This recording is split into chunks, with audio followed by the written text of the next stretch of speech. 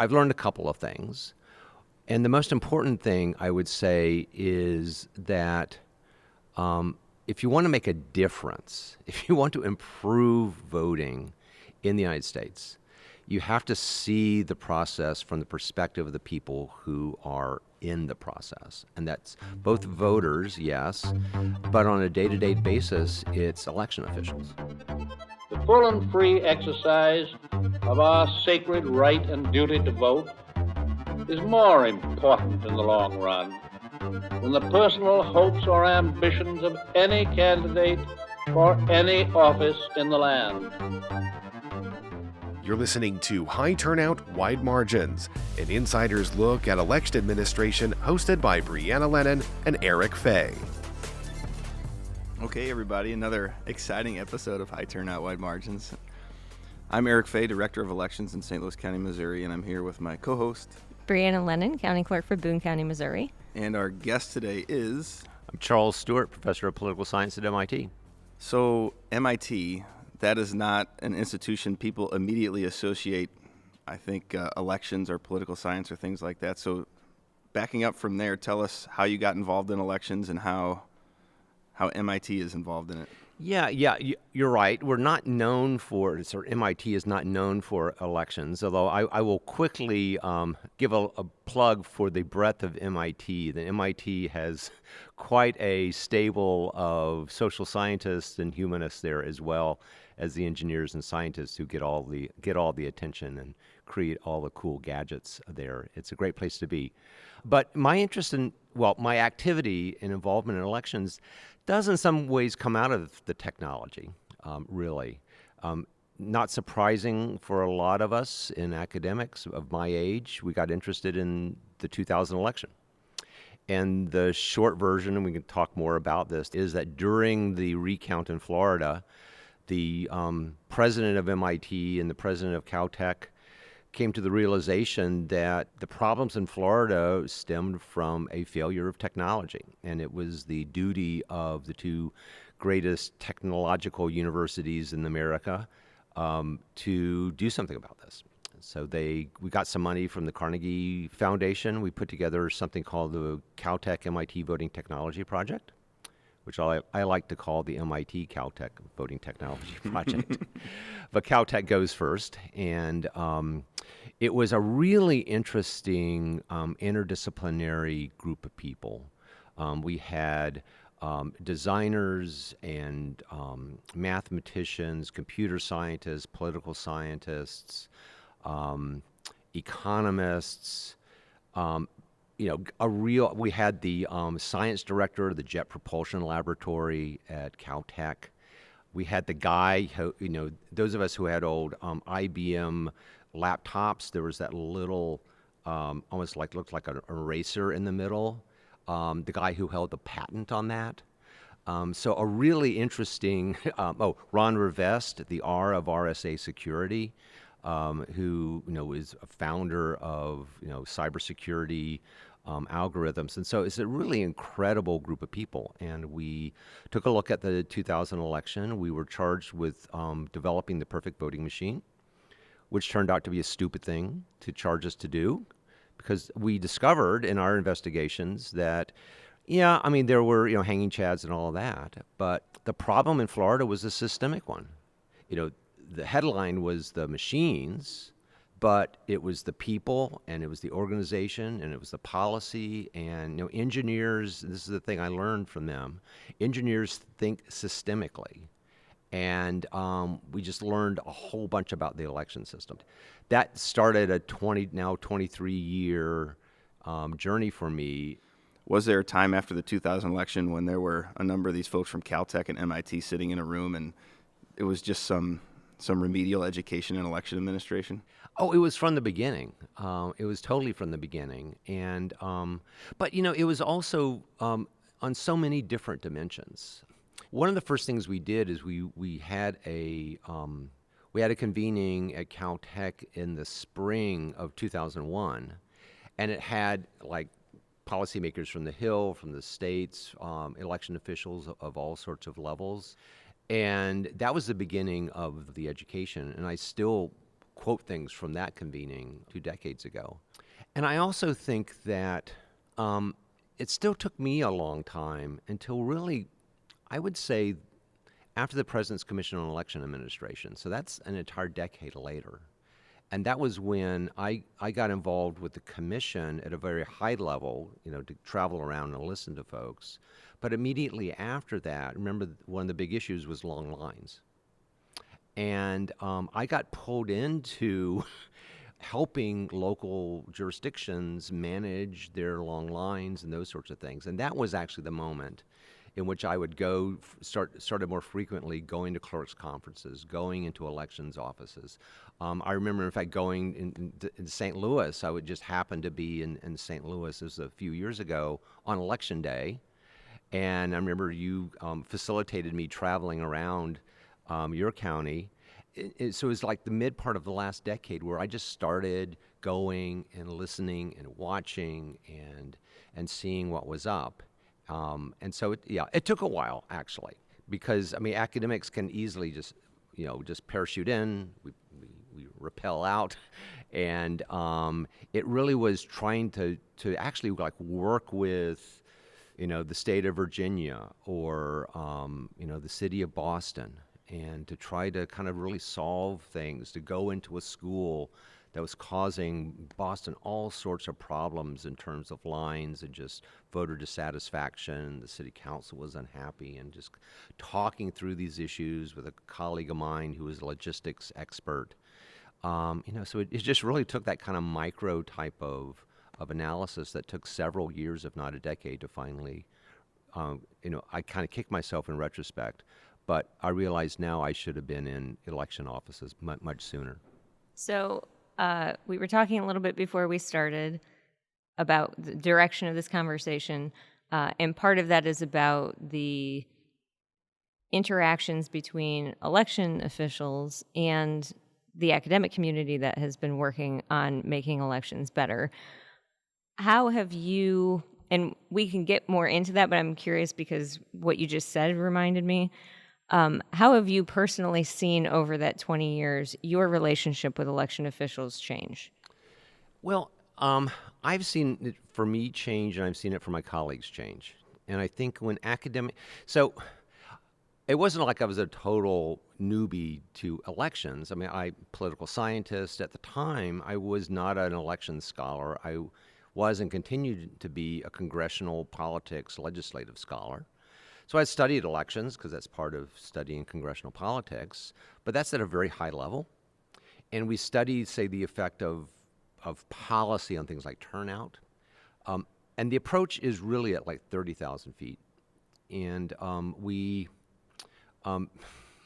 tend to partake of what I now call how hard could it be-ism, in which, you just kind of flip a switch, you change a policy, you do this thing, and everything could be better or worse. And I've learned a couple of things. And the most important thing I would say is that if you want to make a difference, if you want to improve voting in the United States, you have to see the process from the perspective of the people who are in the process. And that's both voters, yes, but on a day-to-day basis, it's election officials. And I think it's really important to take seriously what election officials are facing, to sometimes, as often as possible, to be collaborators, because that's both intellectually interesting, but it's also, I think, the way to make change, both to help the lives of officials, but also they're the ones interacting with voters all the time. And if we want reforms, whether they be policy or technological policy, we need to work with the people who are going to actually be making the change. The final thing I'll say, and we can go down this line, is that I've learned you just can't preach to election officials, and I think that that's something that's hard for academics to learn, is that you just can't talk at them like I'm doing now. Can you talk some about the projects that you've been working on now to try to bridge that divide so that people come to the table faster? Sure. I mean, a couple of things. The first thing I'll say is, I'm the director of the MIT Election Data and Science Lab, and one of our missions is to facilitate this interaction, which we often do at kind of a high level. I mean, we almost, we have a list of other academics who've agreed to work with election officials on a one-to-one basis, and so we're kind of a hiring hall, if you will, and I speak a lot to election officials and those sorts of things. But one of the things that we're doing right now is we're beginning a process of really strategic planning with the stakeholders in the election administration space. And a big part of those stakeholders are election officials, state and local, but also academics, federal government folks, people in the private sector, to try to understand where academic research could help move election administration forward. And not only that, it's not even, but it's not just about making a list of things that, say, election officials are interested in so that the academics can go off and do the research.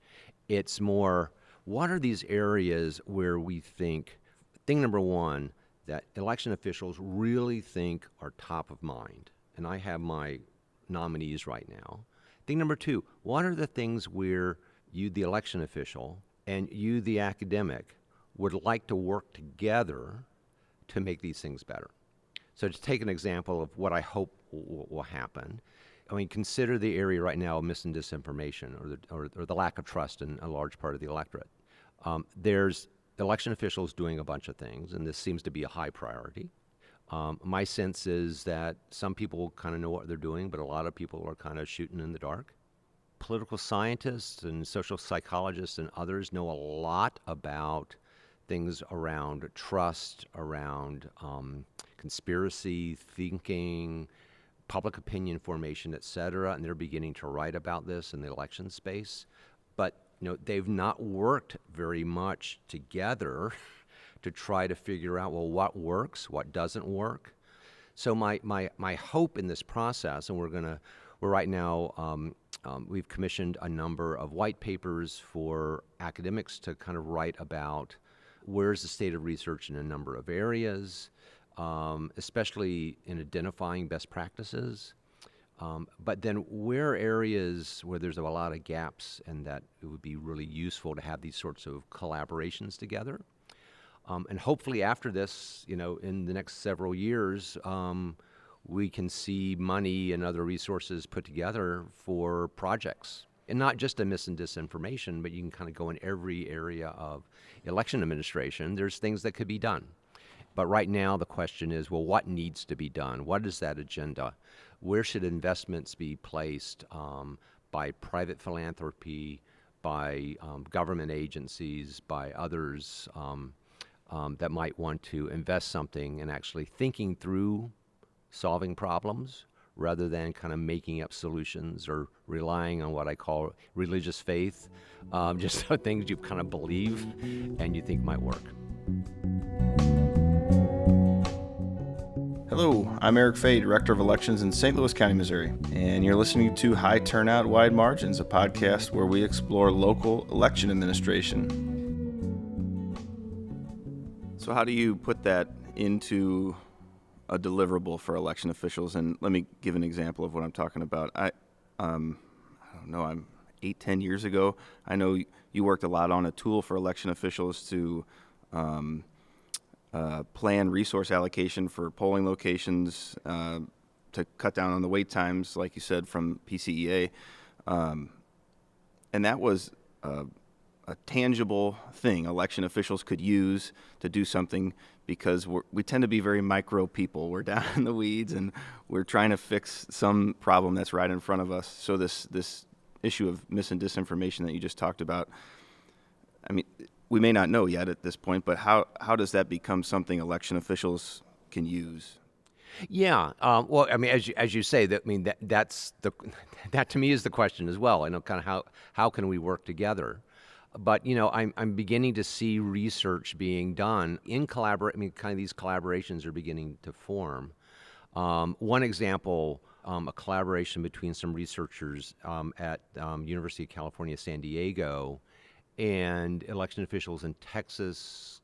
I'll get this wrong, but I believe it's Texas, Colorado, California, Georgia, and just messaging and doing in some ways kind of traditional studies of coming up with a whole lot of different messaging strategies, getting a sample of voters together, and just kind of experimenting with the different strategies and seeing which seem to move the needle more on trust and information. And the main takeaway is that really low production quality videos or communications explaining how elections work are highly effective. And so I could imagine that a finding like that of going into a playbook of how to communicate.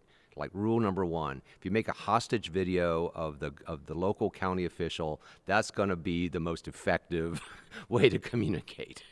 Don't gussy it up. Don't have really cute animations and those things. Just talking to the camera, talking to voters, in an obviously, in a seemingly unscripted and kind of natural environment works.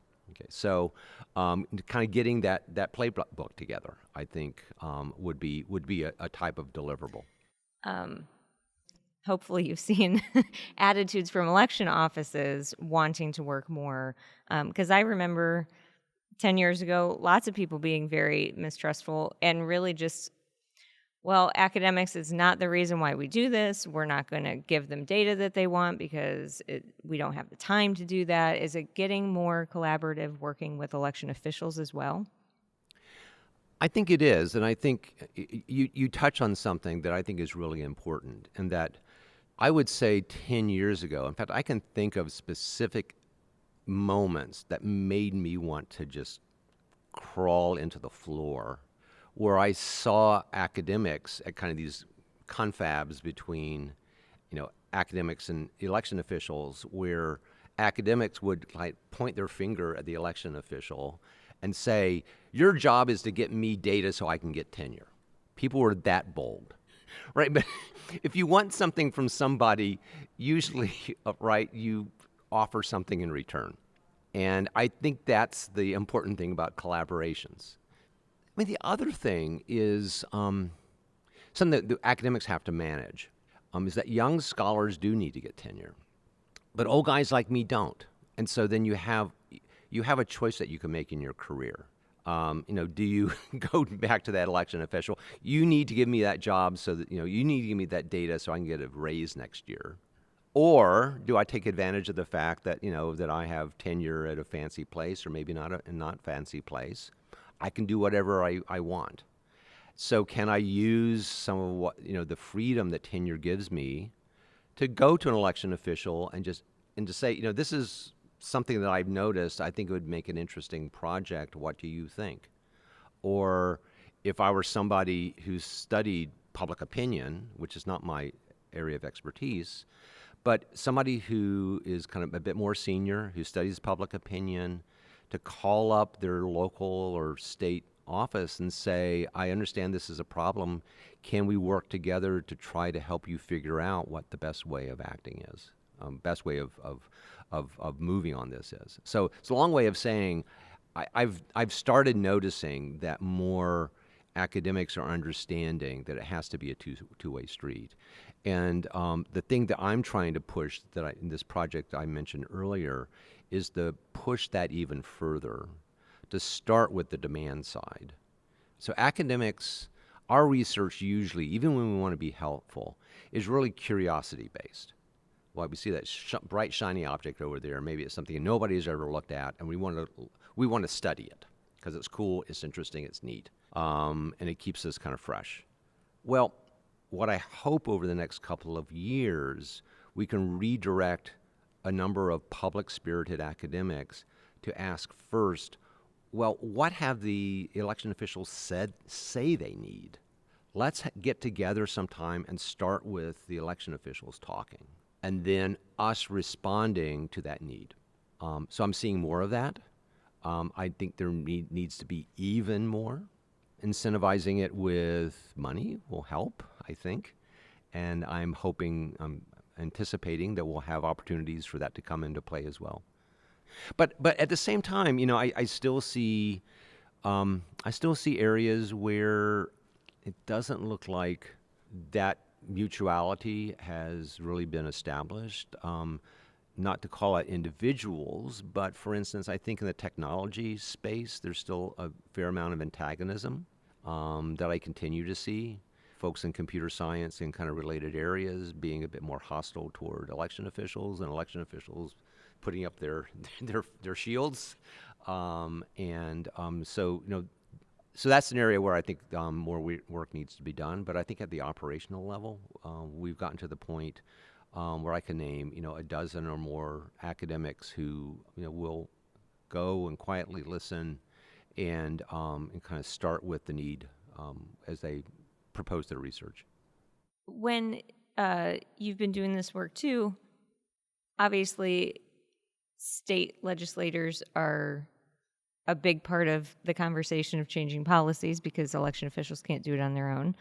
How do you see the interplay between how policies actually reflect what election officials know that they need or want? That's a good question, and actually I should turn it back to y'all because the two of you are living that life.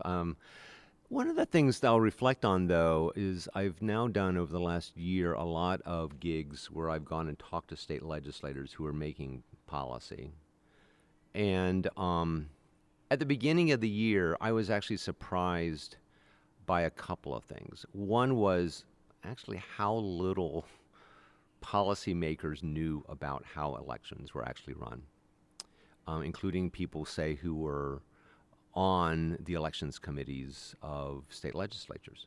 For example, in one state that had just withdrawn from ERIC, the Electronic Registration Information Center, somebody on the elections committee came up to me in one of these events right after they had withdrawn and said, "What's this ERIC thing I keep hearing about?" It's like one of the biggest policy things going on right now, and people are complaining to me about it. I see the Secretary of State recently pulled out. What's it about? A year later, they seem to be much more attuned.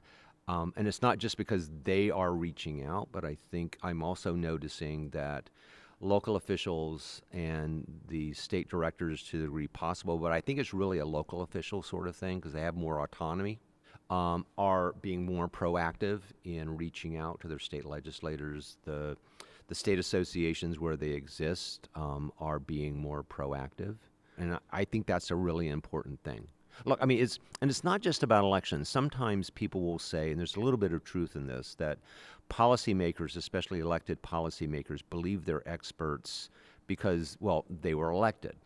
And to some degree that's true, but now I'll put on my hat as a legislative studies scholar. That's true of every area of policy. State legislators, congressional legislators, county commissioners are generalists. They might know about one policy, maybe two, but they don't know about all of them. And so maybe actually election officials have kind of overestimated the degree to which policymakers have set opinions about things when they really don't. And they are not, I wouldn't say malleable, but they're you can educate them because they are generalists, and they, just a little bit of knowledge goes a long way. And other people are going to get to them. So why shouldn't county officials, other local officials, begin to communicate much more aggressively, intensely with the policymakers? I think that's a really important thing to do. What is something for the average election official who's in a small jurisdiction or medium-sized jurisdiction, really is doing way more than just elections, but may then hear from an academic who wants to talk to them about something? What do you want election officials to know about the work that you're doing? Well, the work I'm doing is trying to make elections more accessible, accurate, and secure, to make it easier for Marge in whatever county who's doing a bunch of other things easier for her to do her job. And for the academic who comes to talk to her, I would ask that she be patient. I'd ask that she ask the academic to give me a call to provide some provide some advice about how to talk to that academic. I mean, rather to that election official, and see what kind of see if there's a way to meet in the middle, rather than have a kind of a bad experience. I don't know if that answers the question, but that's what I got. Thank you for doing this. Oh, it's been a lot of fun. I know I've been pestering you about this, and you've been pestering me, so we finally got to do it. This has been great. Thanks a lot. Yeah, thank you. Awesome.